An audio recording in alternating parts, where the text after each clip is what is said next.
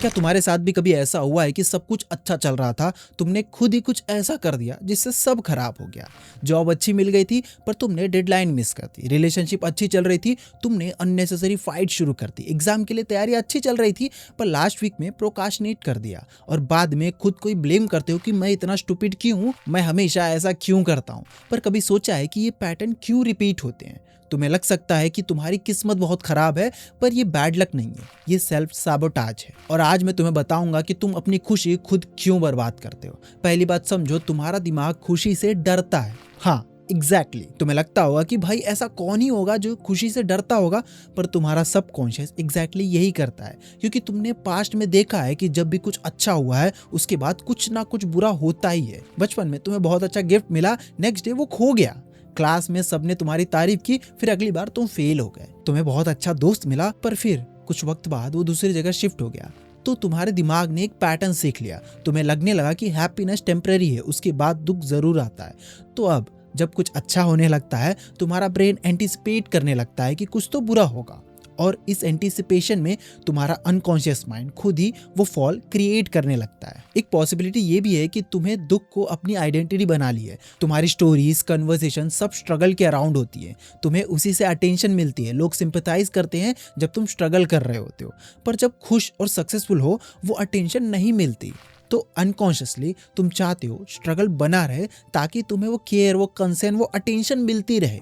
ये बहुत टॉक्सिक है पर ये पैटर्न बहुत ज्यादा कॉमन है। तुम्हें लगता होगा कि मैं वो इंसान हूँ जिसको सक्सेस नहीं मिलती, मैं स्ट्रगलर हूँ, मैं अनलकी हूँ, और जब एक्चुअली तुम्हें सक्सेस मिल रही होती है, जब लाइफ स्मूथ चल रही होती है, तुम्हें अनकंफर्टेबल लगने लगता है, क्योंकि ये तुम्हारी सेल्फ इमेज से मैच ही नहीं कर रहा। तुम्हारा ब्रेन कॉग्निटिव डिसोनेंस फील करता है, ये जो हो रहा है ये मेरी कहानी नहीं है। तो अनकॉन्शियसली तुम ऐसे काम करते हो जो तुम्हें वापस तुम्हारे फेमिलियर टेरिटरी में ले जाए।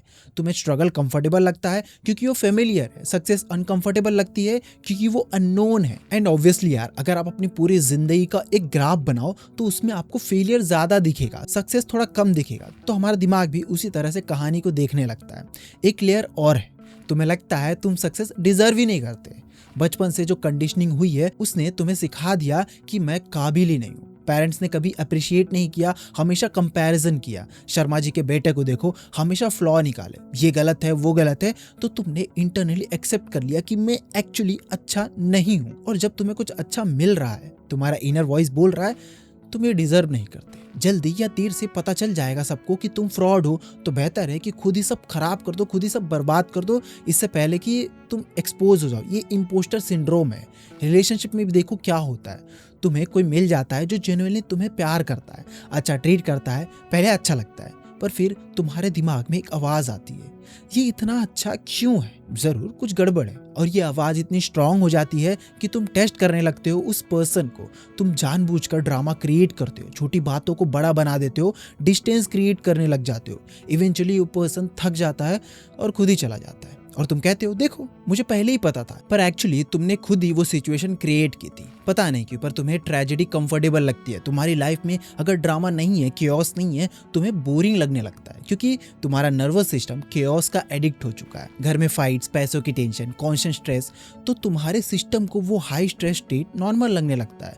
जब लाइफ पीसफुल होने लगती है, तुम्हारी बॉडी अनकंफर्टेबल फील करती है, तुम्हें लगता है ये काम स्टॉर्म से पहले की शांति है, तो तुम अनकॉन्शियसली क्योस क्रिएट करने लग जाते हो, क्योंकि वो फेमिलियर लगता है। तुम्हारी परफेक्शनिज्म भी सैबोटाज का एक फॉर्म है। तुम्हें लगता है कि अगर परफेक्टली नहीं कर सकता तो मैं ये करूंगा ही नहीं, तो तुम स्टार्ट ही नहीं करते, या फिर एक अनरियलिस्टिक स्टैंडर्ड सेट करते हो जो अचीव ही नहीं हो सकता, और जब नहीं होता तुम प्रूव कर लेते हो कि देखो मैं कर ही नहीं सकता। ये एक विशियस साइकिल है जो तुम्हें पैरालाइज कर देती है एक्शन लेने से। और आलस तो होना तय है, तुम्हें पता है क्या करना है, पर लास्ट मिनट तक वेट करते हो और फिर वो काम इनकम्प्लीट रह जाता है। फिर कहते हो अगर टाइम मिलता तो मैं शायद इससे और अच्छा कर लेता, पर ये भी एक डिफेंस मैकेनिज्म है। तुम फेलियर इंश्योर कर रहे हो पर साथ में एक्सक्यूज भी क्रिएट कर रहे हो। अगर फुल एफर्ट दे के फेल होते तो एक्सेप्ट करना पड़ता कि मे बी मैं केपेबल नहीं हूँ, पर हाफ एफर्ट से फेल हुए तो कह सकते हो कि अगर पूरी कोशिश करता तो सक्सेसफुल हो जाता। ये तुम्हारी ईगो को प्रोटेक्ट करता है।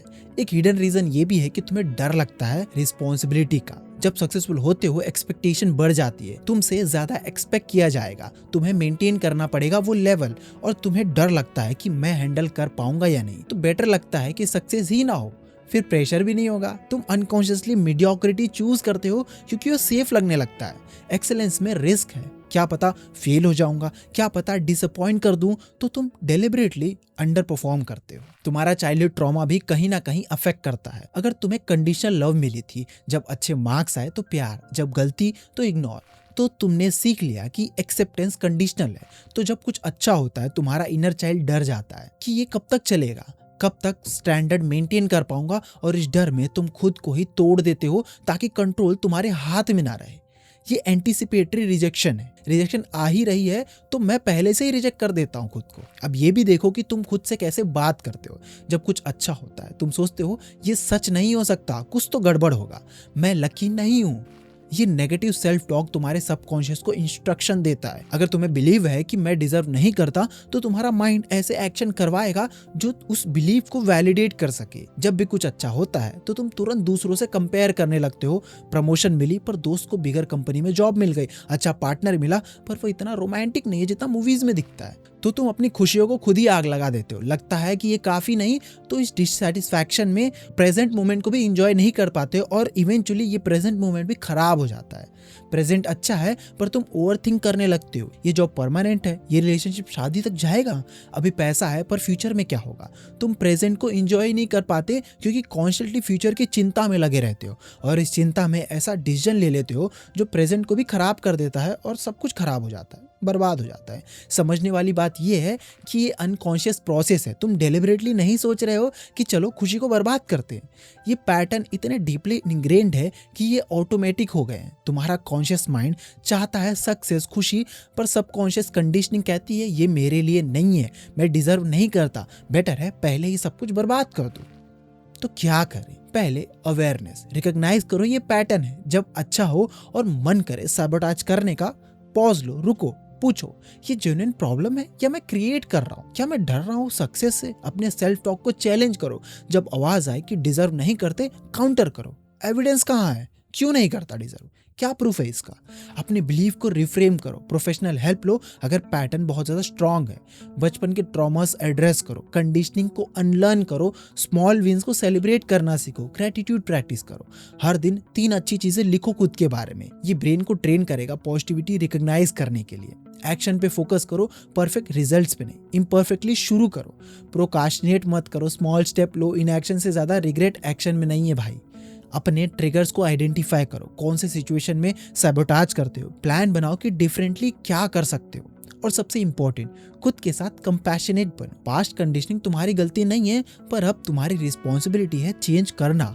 अगर स्लिप हो जाए, अपने आप को मार मत डालो, रिकॉग्नाइज करो, लर्न करो, मूव ऑन करो। चेंज कभी भी ओवरनाइट नहीं होता, पर होता है अगर करना चाहो तो। और ये बात समझो कि खुशी तुम्हारा नेचुरल स्टेट होना चाहिए, एक्सपेक्टेशन नहीं होनी चाहिए। तुम डिजर्व करते हो सक्सेस, प्यार, peace. Past conditioning, fear, insecurity ये रियल है, पर ये तुम्हारी डेस्टिनी डिफाइन नहीं कर सकते। तुम चूज कर सकते हो डिफरेंटली बिहेव करना, पैटर्न को ब्रेक कर सकते हो, खुशी को एम्ब्रेस कर सकते हो इंस्टेड ऑफ सैबोटाजिंग। एक्चुअली में तुम्हारे हाथ में ही है पावर। विक्टिम बनो अपने पैटर्न की या कॉन्शियसली कंट्रोल लो। रिकॉग्नाइज करो, चैलेंज करो, चेंज करो। इजी नहीं होगा, फेमिलियर पैटर्न छोड़ना कभी भी इजी नहीं होता, पर जरूरी है, क्योंकि जितना सैबोटाज करोगे उतना पोटेंशियल वेस्ट होता जाएगा और एंड में रिग्रेट यही हुआ कि मैंने खुद को क्यों रोका। अपॉर्चुनिटीज थी, खुशी थी, पर मैंने खुद ही सब बर्बाद कर दिया। एम्ब्रेस करो और तुम डिजर्व करते हो, इसको एक्सेप्ट करो। तुम्हारी खुशी तुम्हारा हक है, कोई प्रिविलेज नहीं है।